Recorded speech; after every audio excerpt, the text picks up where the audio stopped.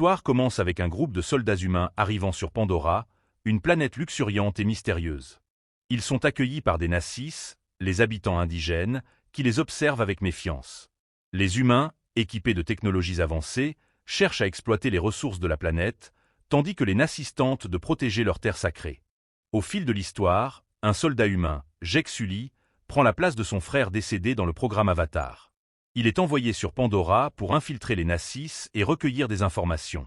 Cependant, au contact des Nassis, Jek commence à comprendre leur culture et leurs liens profonds avec la nature. Jek commence à vivre dans son corps Avatar et rencontre Neytiri, une jeune Nassis. Elle lui apprend les coutumes, la faune et la flore de Pandora. Malgré ses premières maladresses, Jek gagne progressivement la confiance de la tribu. Pendant ce temps, les humains poursuivent leur projet d'exploitation minière, menaçant l'équilibre écologique et spirituel de Pandora. Les tensions montent, et certains soldats commencent à montrer des signes de conflit moral face à la destruction que leur mission entraîne. Jek découvre un lien émotionnel profond avec Pandora, ressentant pour la première fois le vrai sens de l'harmonie entre les Nassis et leur environnement.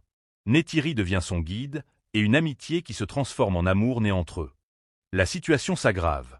Les humains intensifient l'exploitation minière, détruisant les arbres sacrés et menaçant directement le peuple Nassis. Jek devient un leader clé pour la résistance. Les Nassis, guidés par Jek et Neytiri, organisent une défense stratégique contre les machines et soldats humains. Les batailles sont intenses, mêlant forces naturelles, archers et créatures de Pandora. Pendant la guerre, certains humains commencent à questionner leurs ordres et à voir la beauté et la vie précieuse de Pandora. Jek fait face à des choix difficiles, alliant son rôle de soldat infiltré et sa loyauté envers les Nassis. Le conflit atteint son paroxysme autour de l'arbre-maison, symbole de la vie des Nassis. Grâce à la stratégie et au courage de Jek et Neytiri, les Nassis parviennent à repousser les humains. L'arbre-maison est sauvé, et Pandora retrouve un équilibre fragile mais prometteur. Jek choisit alors de rester définitivement dans son corps Avatar, pleinement intégré dans la culture Nassis,